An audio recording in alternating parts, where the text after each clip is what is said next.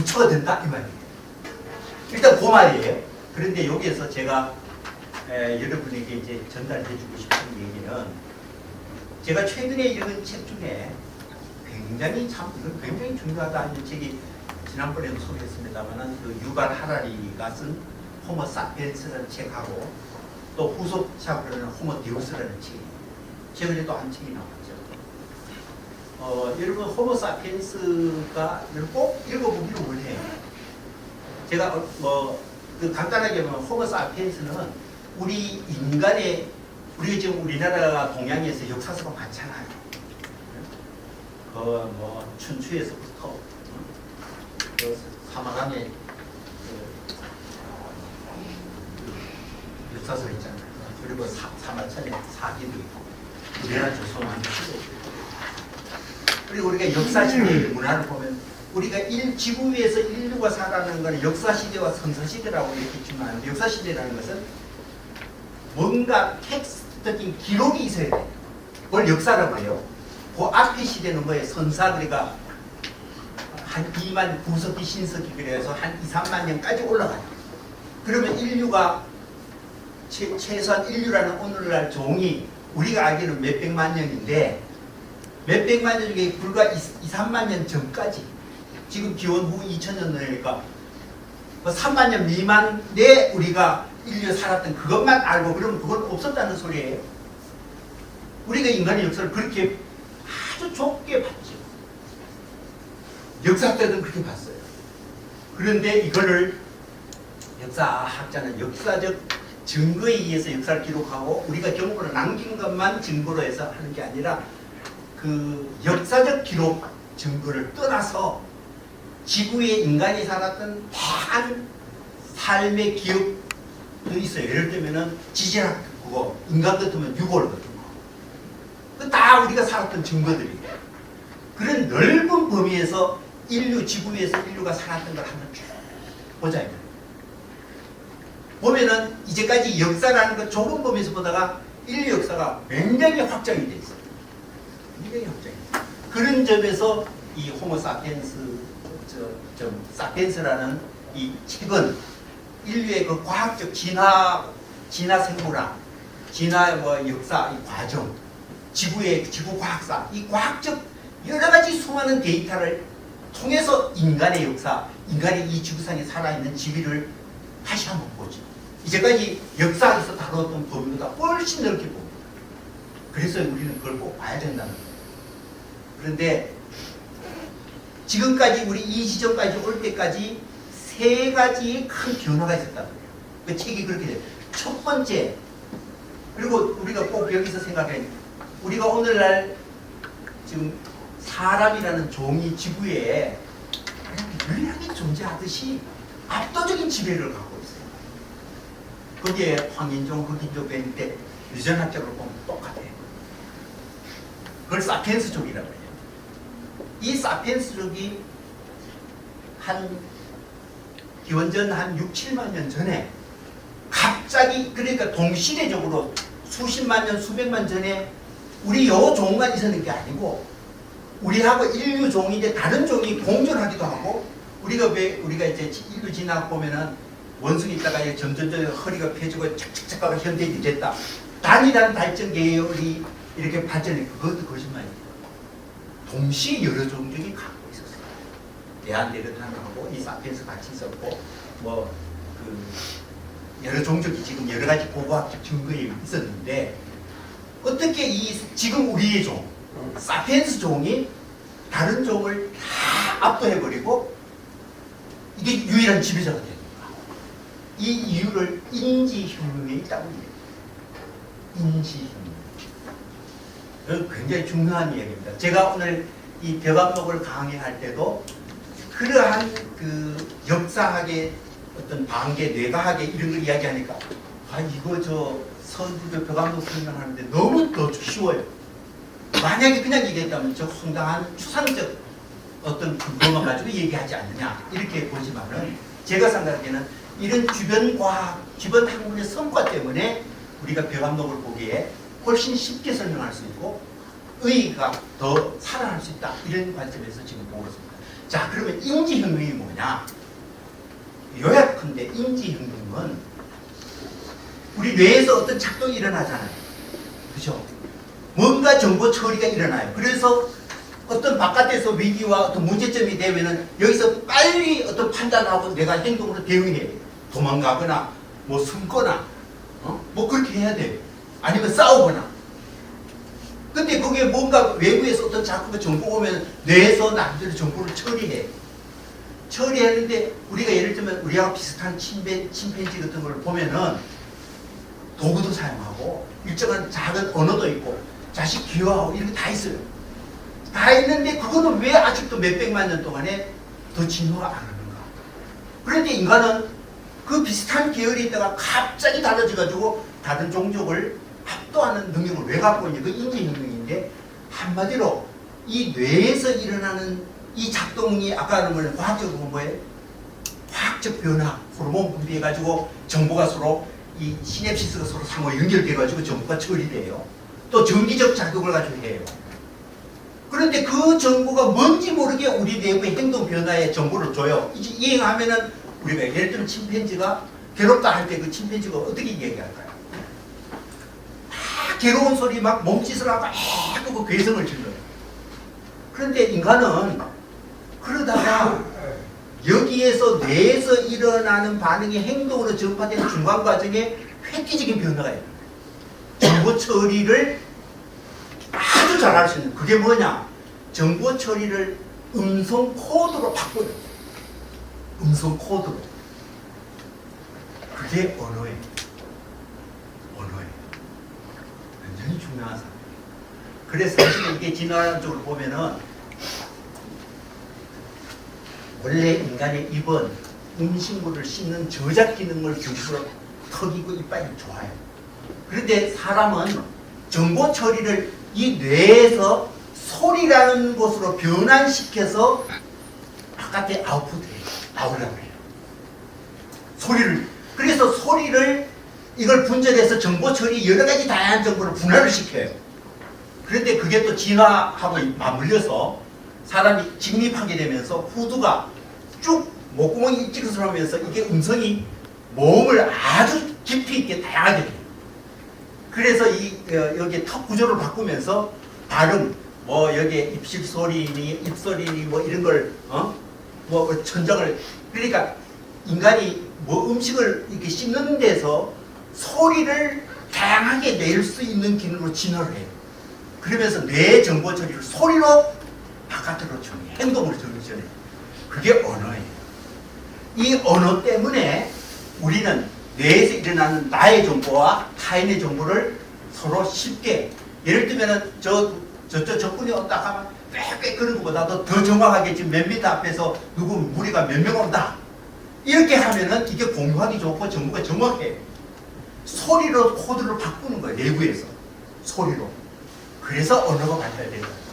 이 언어가 발달되면서 각각이 뇌에서 일어난 걸 서로 소통하고 공유하고 축적하고 이러면서 인간의 힘이 비약적으로 확립됐다는 거예요. 이게 인지능력이에요. 그러면서도 원래 사람이 집적으로 모여가지고 서로 합치면은 최대로 무리짓는 게 150명 정도 돼요. 그래 뭐 복잡하네요. 근데 이웃부락에 가면은 몰라요. 그 정보에 대해서. 그러면 그게 뭐냐? 소리로서 전해주는 거예요. 저쪽에 추장은 그 추장은 성격이 더럽더라. 그 밑에 아주 그 충실한 부하가 몇 명인데 그만 조심하라. 이래 되면 내가 경험하지 않아도 그 경험을 내가 공유해. 그러니까 힘이 그래서 인간이 조직을 만들고 사회를 만들고 직접적으로 만든 것은 이제는 추상적 사고 없는 얘기도 뒷담화도 하고 없는 얘기도 해가지고 국가와 법률을 만들고 모여 살고 인간의 집단적 힘을 응집을 해서 다른 종족하고 게임도 안 될 정도로 비약적으로 힘이 증폭됐다는 거예요. 바로 이 인지혁명의 핵심은 인간의 뇌를 소리 코드로 하고 언어를 개발하면서 언어의 힘에 의해서 인간은 힘을 갖다가 군집적 힘을 가지고 엄청나게고 경험적을 집약하고 힘과 힘을 모을 수 있고 이렇게 했다는 거예요. 자, 그걸 이제 우리가 잘 보면 돼요. 우리 두뇌에서 일어나는 우리 뇌의 판단이 뭔가 모르겠지만 여기에 소리를 만들어서 음성을 언어를 만들었다. 그래서 이걸 뇌하해가 정보를 공유하고 소통을 빨리 하면서 훨씬 더 힘이 증폭되어 있어요. 또 가상적 능력도 만들어요. 추상적 능력도 만들어요. 이런 힘이 인간이 이 역사에서, 인류 역사에서 지구상에서 압도적인 힘을 만든 최고의 원천적인 힘이었다. 이렇게 이야기하거든요. 제가 이제 이 얘기를 이 벽암록에 끌고 들어오겠습니다. 뭐냐 하면은 인간이 소위 인지 능력에서 언어라는 소리를 이렇게 집어넣어서 정보 처리를 효율적으로 분화시켜 가지고 막 하는데, 그러니까 소리로 분화시켜서 우리 뇌의 판단을 소리하고 대치시키며 연결시키면서 우리가 컨셉을 만들어요. 개념을 만들어요. 언어적인 문법을 만들어요. 틀을 만들어요. 그래서 정보 처리를 압축하고 요약하고 정리하고 이렇게 할 수 있어요. 그런데 그 힘이 바로 지식의 힘이, 암의 힘이에요. 그런데 그 힘이 사실은 지금 불교에서 보면 그게 바로 독소였다. 인간의 의식의 능력, 개념 능력, 사고의 능력, 생각의 능력이 지식의 힘을 만들어가지고 인간을 힘을 합쳐고 과거 정보하고 전부 종합하고 다 미래를 기획하고 이렇게 할 수 있는데, 그거는 개인의 삶 안에서 사실은 인간 마음이 갖고 있는 다양한 능력을 언어 위주의 생각 위주로 전부 다 몰아갔다. 그게 이제 불교에서 보면은 우리가 괴로워하는 것, 우리가 고통스러워하는 것은 뭐냐? 바로 이 의식의 능력, 생각의 능력. 이 생각의 능력이 뇌 자체를 특정한 방향으로 외통수로 끌고 가고 집착하게 만들고 모든 걸 생각 위주로 정리를 해가 뇌를 정리해버려요.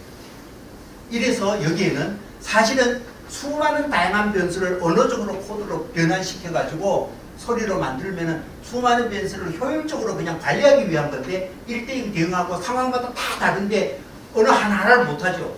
수많은 아픈 것을 아프다는 말 하나로 그냥 대처를 해버리는 거예요. 실제는 다르죠. 그러나 우리가 효율적으로 관리할 수 있어요. 그러니까 언어에 대해서 마치 실제처럼 맞추고 아주 법칙처럼 하고 영원한 것처럼 해버리고, 그러니까 실제 살아있는 이 세계와 우리하고 대응관계가 언어 위주로 왜곡돼 가지고 사실은 마음속에 하나의 틀을 만들고 외통수로 만들었다. 우리의 아프고 괴로워하고 외롭고 두렵고 이런 모든 그 하는 것이 사실 뇌 안에 언어라는 거로 이어가지고 일정하게 그 한쪽 방향으로 그냥 왜곡해가 탁 틀을 확 집어넣어 가지고 우리가 그 프레임에 갇혀지지 않는 한 우리의 삶은 완전히 원래 우리 뇌가 갖고 있는 근원적 능력에서 한쪽 방향으로 편향돼 가지고 왜곡되어 있다. 그것이 이제 불교에서 그런 틀 속에 갇혀 있을 때 우리 삶은 괴롭지 않을 수가 없다는 거예요. 즉 지식의 한계, 언어의 한계에 갇혀서 효율적이긴 하지만 인간의 힘을 굉장히 힘있게 만들 수 있는 하나의 그 근거가 될 수 있지만 개개인의 뇌 안에서 일어난 사건을 볼 때는 실제보다 굉장히 이게 그 마음이 억압적으로 내재적으로는 굉장히 억압적으로 만든다. 그러니까 언어가 그러니까 지금 벽암록에서 하고 있는 궁극적인 얘기가 뭐냐 하면은 우리 뇌를 자유롭게 개방하는데 언어의 효율 때문에 인간의 힘을 증폭시켰지만 그 언어적인 프레임에 갇혀지지 않은 한 우리 뇌는 그 그물에 갇혀서 우리 자신의 삶을 끝없이 왜곡하고 옥죄인다는 우태리를 만들겠다. 이 언어가 힘이자 언어가 뭐예요? 독소죠. 자, 견성이라는 말은 결국 뭐냐? 우리 뇌에서 그런데 인간은 여기에 놀라운 힘이 하나 있어요. 이거는 그 이유를 잘 모르겠어요. 뇌는 인간의 뇌는 뇌에서 일어나는 사건 자체를 관찰할 수 있는 능력이 있어요. 이상하게. 내가 이런 말을 하면서 내가 지금 이런 말을 하고 있구나를 나는 알 수 있어요. 놀랍죠? 그런데 이게 사고에서 빠지면은 사고에 그냥 푹 들어가면은 사고하는 거를 사고하는 능력이 없어지고 사고의 논리에 빠져가지고 매몰되버려요. 그러니까 여러분들이 사고하는 것과 사고가 어떻게 진행되는 걸 관찰하는 능력은 어떻든 인간의 두에는 이 두 가지 능력이 있다. 그래서 견해 능력, 나의 사고가 어떻게 지금 어느 모양으로 진행되고 있다는 것을 언제든지 관찰하고 지켜볼 수 있어요. 그런데 사고를 해버리면 그 능력이 사고 속에 빠져가지고 그 능력이 없어져. 자신을 스스로 관찰할 수 있는 자기 뇌가 작동하고 있는 것 자체를 몰라요. 이게 이제 문제예요. 그래서 지금 이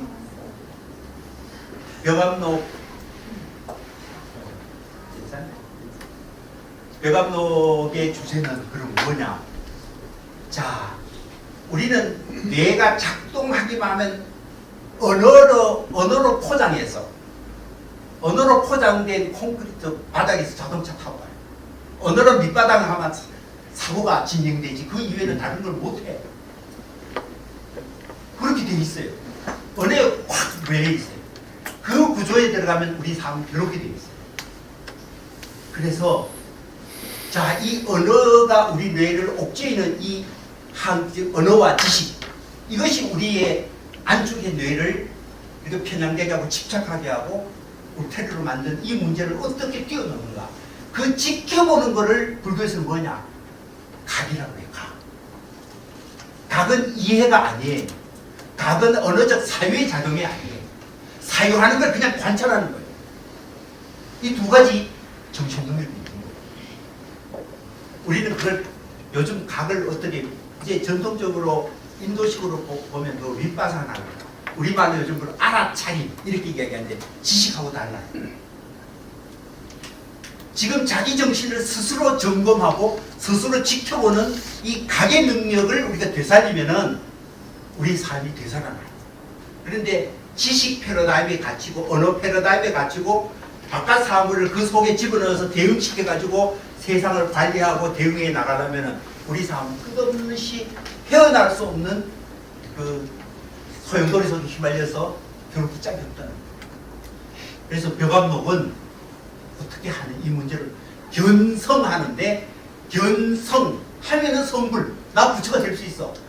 이 뇌에서 스스로 언어작용을 통해서 나의 정신을 꽉 쥐었는데 이 견성, 즉 각의 능력을 되살려가지고 하는데 이게 지켜보기 쉽지 않잖아요. 여기에 이 선사들은, 중국 선은 굉장히 위험한 길을 보고 있어요. 언어가 문제되잖아요. 근데 언어는 우리 정신을 내부에서 죽이는, 자신을 죽이는 뭐예요? 사검이에요. 살인검이에요. 자기 자신을 죽이는, 언어를, 자기 정신을 죽이는 이 검인데 선사들은 어떻게 하냐? 이 언어를 가지고 이 자기 정신을, 언어가 묶은 것을 이 언어를 통해서 그 언어에 끊어요. 웃기죠? 그래서 이것을 뭐라고 하냐 하면은, 만약 화살을 쏴가지고 누가 죽이러 가면 다시 화살을 쏴서 그 화살을 맞춰서 언어의 메모를 언어를 통해서 언어의 메모를 깨뜨리겠다. 이 작전을 쓰고 있는 게 이 벽암록입니다. 재밌죠? 이 언어의 문제, 그러니까 현대의 그 관점에서 보면은, 저는 저기 여기 나오는 선사만큼 각성을 한 사람도 아니고 여러분도 마찬가지고 우리 다 헤매고 있는 사람인데 그거 뭐 네가 진짜냐 아니냐 그거 따질 필요 없어요. 우리가 지금 살아왔던 그 모습을, 이런 문제를 그냥 그대로 언설로서, 언설이 위험하지만 그 언설의 칼을 들고 죽은 언어를 통해서 우리 정신을 살려보자 하는 게 벽암록의 공안이에요. 그러니까 이 벽암록의 아까 근본적으로 우리 모두가 주인공이 되어서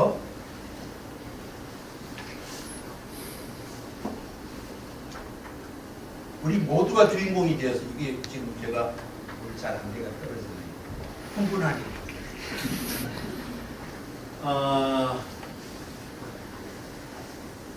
우리 모두가 해탈자가 되잖아요. 그게 인심이에요. 그러니까 지금 이게 말이 위험하니까 말로서 그 매몰대가 말을 통해서 우리가 깨닫자 하는 게 좀 안 된다는 거예요. 그래서 그 말의 위험성을 진짜 그 아는 사람이 와가 그 말을 통해서 서로 탁 부닥쳐가지고 말을 통해서 말의 위험에 빠진 정신을 활성화시켜 되뭉쳐가지고 말에 매몰되지 않도록 하겠다라는 거예요. 그런 성공 사례 또는 실패 사례를 좋아해요. 그 언어와 언어가 맞부딪히면서 언어에 매몰된 우리 정신의 문제점을 맞부딪히면서 말하자면 하나는 아까 언어라는 게 뭐예요? 여기서는 칼이에요. 칼인데 이거는 살인검도 되고 살인검도 되고 살인검도 돼요. 자, 이 지금 그래서 이 최고수들이 어떤 문파의 이 검객들이 스승이 제자의 그 검술을 가르치는데 이제 언어의 검술이죠.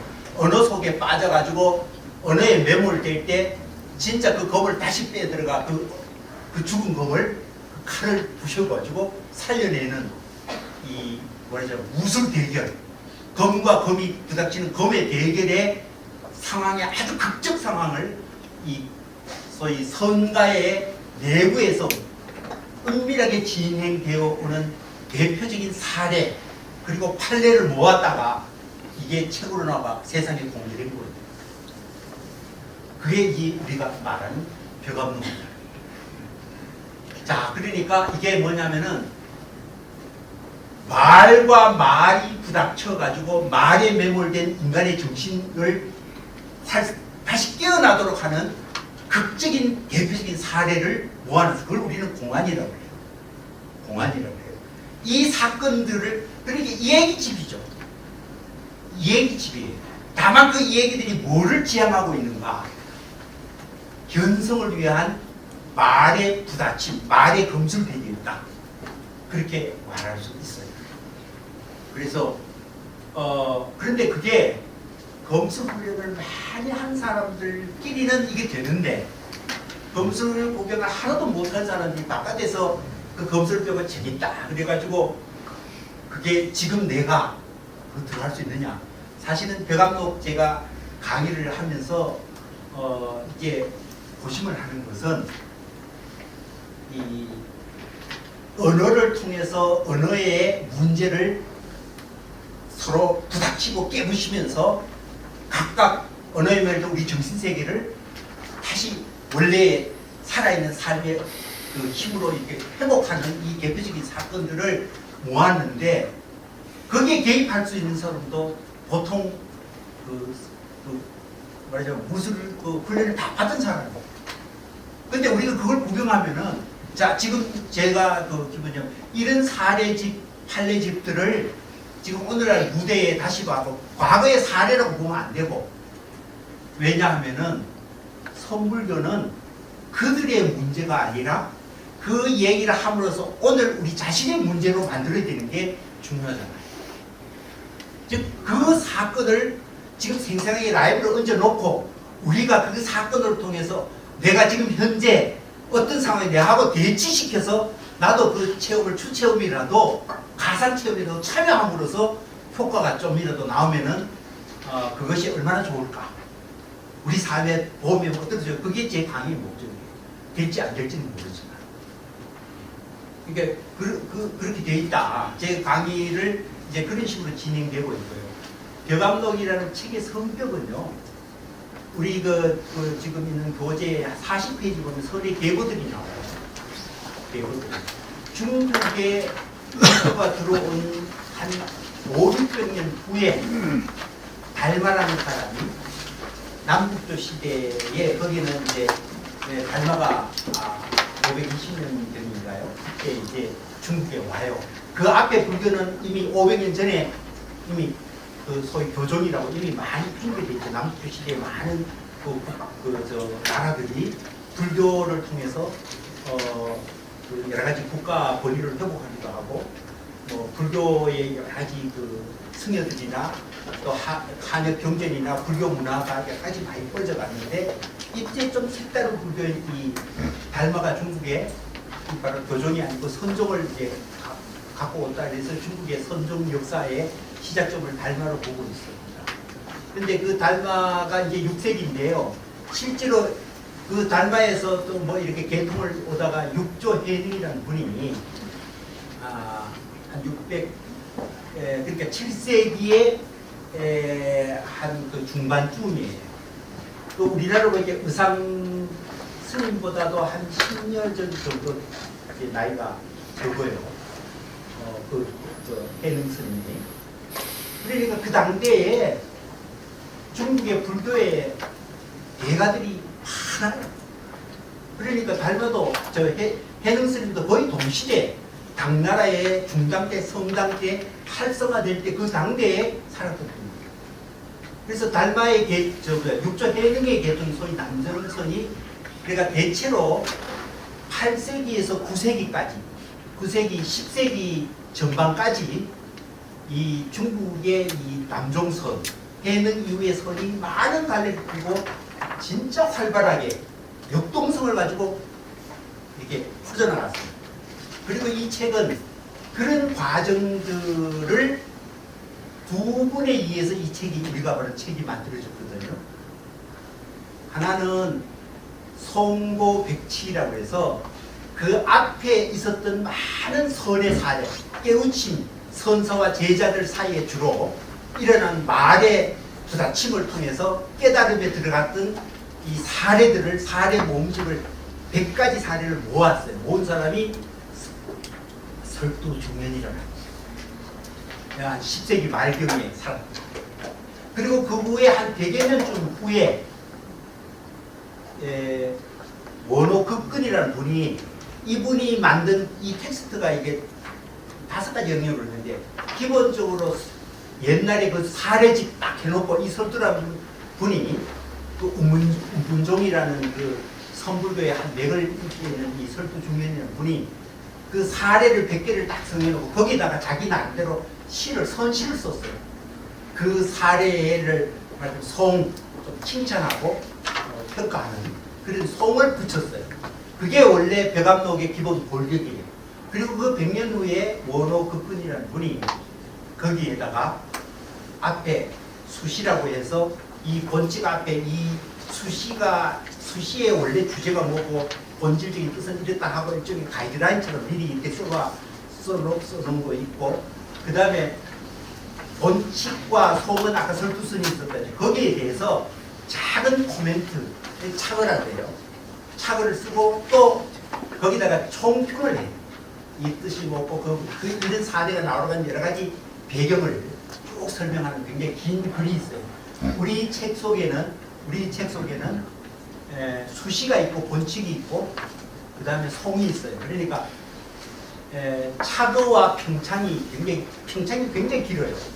양이 이거 전체 합판보다 몇 배 더 많은 이걸 다 생략했어요. 또 그거 할 만큼 제가 두 번째 소개하는 책 속에서는 그 평창 굉장히 그 배경 설명과 그 취지를 설명하고 리뷰하는 이 총평에 대한 번역이 다 되어 있어요. 그래서 그걸 참고하면 좋다라는 뜻이고요. 지금